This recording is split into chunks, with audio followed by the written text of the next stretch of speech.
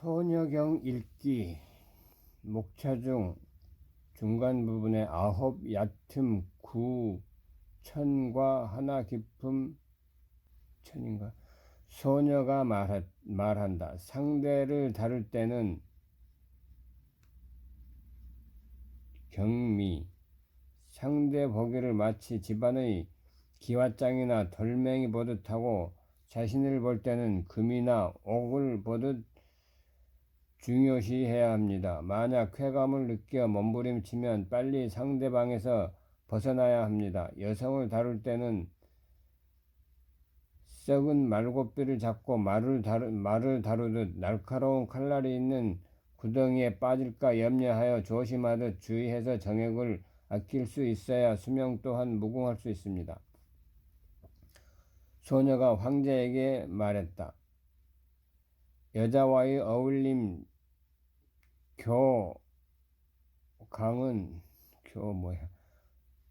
어울림이구나. 여자와의 어울림은 상대편 보기를 기와장이나 돌멩이 보듯 하고 자기를 금옥과 같이 진귀하게 보아야 합니다. 여자가 쾌감이 있음을 발견하고 신체가 요동해서 금치 못할 때는 곧 마땅히 빨리 여자의 음부 밖으로 남자의 그것을 끄집어 꺼내야 합니다. 만약 여자를 다루어 정복할 것을 생각하면 교접할 때 모름지기 근신하고 조심해야 합니다. 형상은 썩은 말고삐를 모으는 한 쌍의 급히 달리는 성댐 말과 같이 합니다. 또 형상을 포르마린의 깊은 못에 다 다른 것과 같이 오직 실족하여 바닥에 떨어져서 분실쇄골을 두려워하듯이 해야 합니다. 그러므로 부지런히 전전긍긍할 필요가 없습니다. 가령 이 방법에 따라 억누를 수 있으면 사정하지 않고도 생명 활력을 무궁하게 유지할 수가 있습니다. 의학 테스트의 결과로 드러난 것은 남자는 비교적 쉽게 발기하여 클라이맥스에 이르고 클라이맥스 이후에는 또 돌연 수직선으로 하강하여 성감의 기간이 짧다는 것이다. 그러나 여자는 그렇지 않다. 여자는 비교적 긴 시간의 전이가 요구되고 성욕을 끌어올려 오르가즘에 이르는 시간이 비교적 느리다. 보통은 남자가 먼저 사정하고는 성교를 허둥지둥 끝마쳐버린다. 소녀가 황제를 보고 곧 주의를 환기시켰다. 괴합 시에는 응당 심리 준비가 돼 있어야 한다. 상대방을 보고는 기와나 돌 보듯 하라. 크게 흥분하지 말라. 자기의 정기를 소중히 여겨서 일찍이 정액 배설을 하지 말라. 아껴서 상대방이 아직도 클라이맥스에 다다르지 않게 해서 성교 흥치에 영향을 미치게 하라. 그렇게 남자가 일찍이 사정하는 문제는 이미 낡은 것이면서 또한 신선한 문제라 할 수 있다. 현대인은 마땅히 변함없이 소녀경이 제시하는 원칙을 지켜서 남녀의 클라이맥스에 맞추어 서로 짝을 짓는 데 응해야 한다. 동시에 남자는 다만 집중하는 심리를 갖지 못하고 여자의 반응에 소홀한 것이 문제란 것이다. 유태인이 사랑하는 습관 이는 반드시 아내의 완전 동의를 얻은 연후에 다시 진행한다. 남자가 다만 자기 성욕의 만족만을 원하고 아내에게 정당한 쾌락을 주지 못하면 곧 혼인 이후의 강간으로 본다. 이와 같은 일은 유태인의 윤리사회관 속에서는 엄격히 금지되는데 그들은 성은 인권이라는 이 말을 매우 중요시하기 때문이다. 중국 고대의 한 총명한 사람이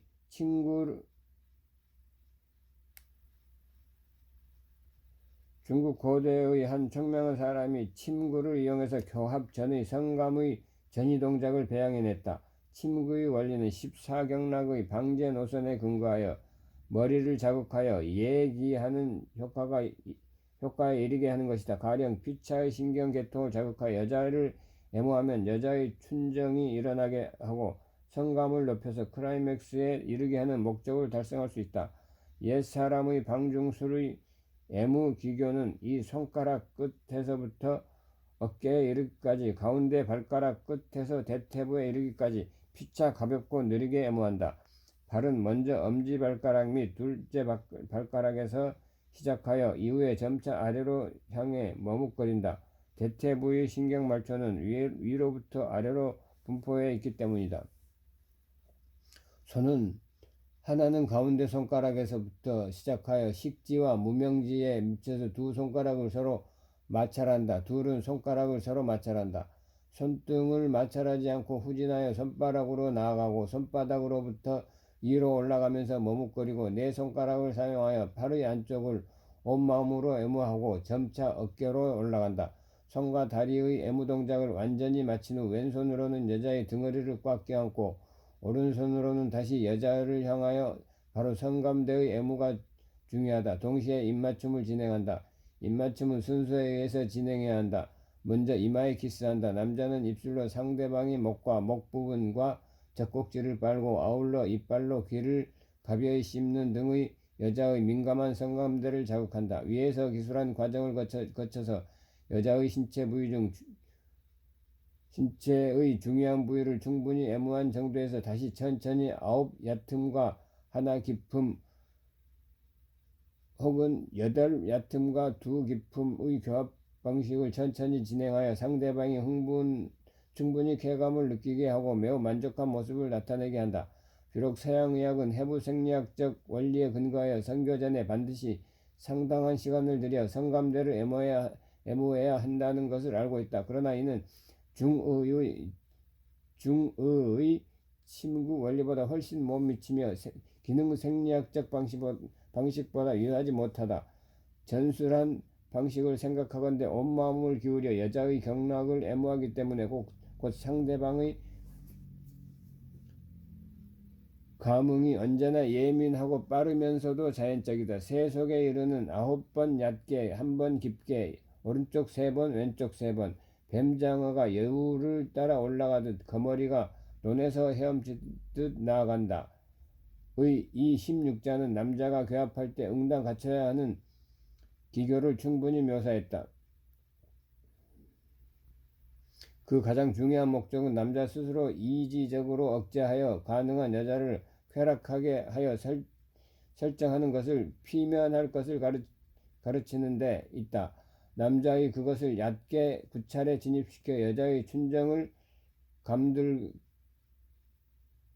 감돌게 하고 마음이 들뜨게 한 연후에 다시 매우 깊이 진입시키고는 한번 빼버리는 일격, 이것이 9천일심이다. 때문에 9번째 얕게 진입시킬 때 여자는 따스하고 부드러운 마찰의 쾌감의 느낌을 받을 수 있고 그런 연후에 또 온님을 다하는 한 번 꼬즘을 받음에 이르러 심장은 뛰고 귀는 흔들린다. 남자의 귀루는 마땅히 여자의 그것의 깊은 곳에 다다르니 여자는 즉각 극도의 흥분 상태에 빠져들고 음도의 반복 팽창 및 끊임없는 긴축의 현상이 발생한다. 더욱이 이같이 하면 곧 여자의 그것에 끼어드니 다시 교합의 쾌감이 나오는 것을 체득할 수 있다. 9천일심을 제외하고도 남성의 그것을 여전히 좌충우돌하여 여자의 그것에 오른편으로 3차례 다시 왼편으로 3차례 마찰한다. 이때 여자는 또 반복해서 같지 않은 쾌감을 받는데 이르고 음도의 양벽으로부터 오는 성욕이 곧 다시 높이 팽창하여 스스로 그치지 못한다. 이밖에 남자의 그것이 음도에 진출할 때 바보같이 판자를 한 번 치고 한 번 보내서는 안 된다.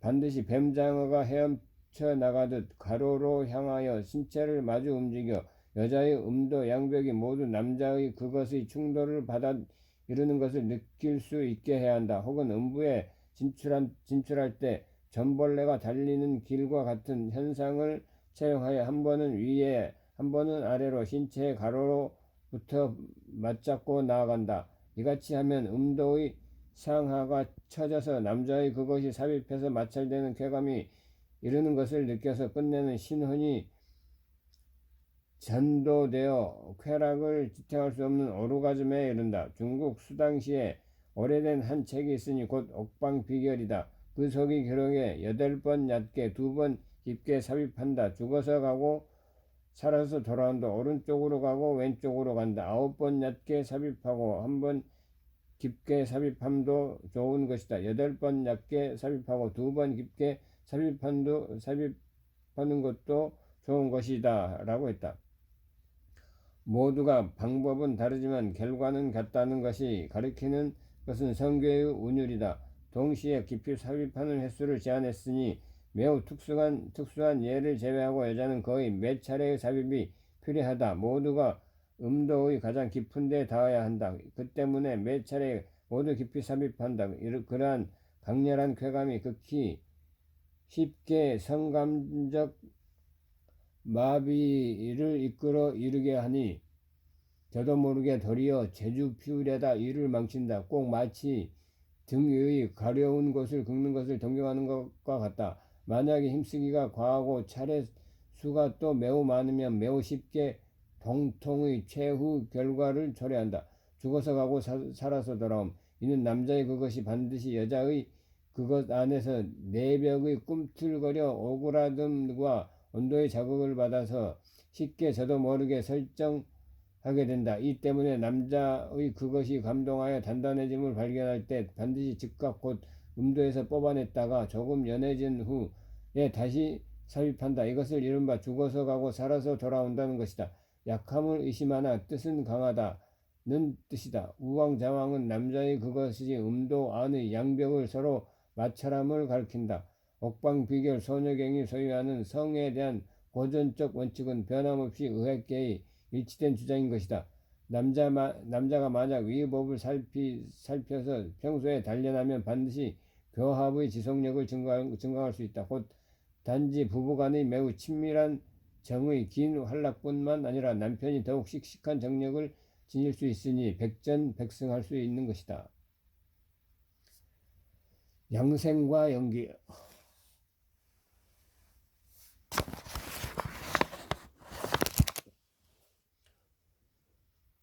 황제가 소녀에게 묻는다. 나는 이제 한참 동안 교접하지 않으려 하는데 어떻게 생각하는가?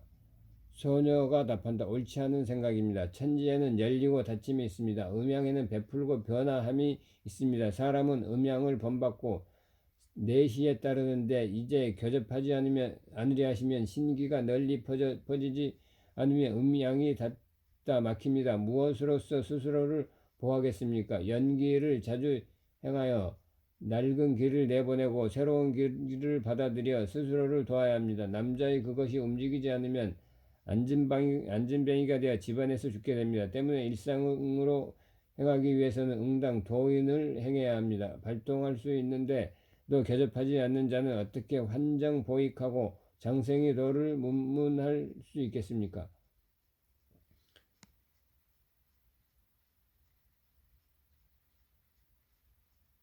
소녀경에서 우리는 고대의 양생수를 발견할 수 있다. 이는 여러 가지 방법의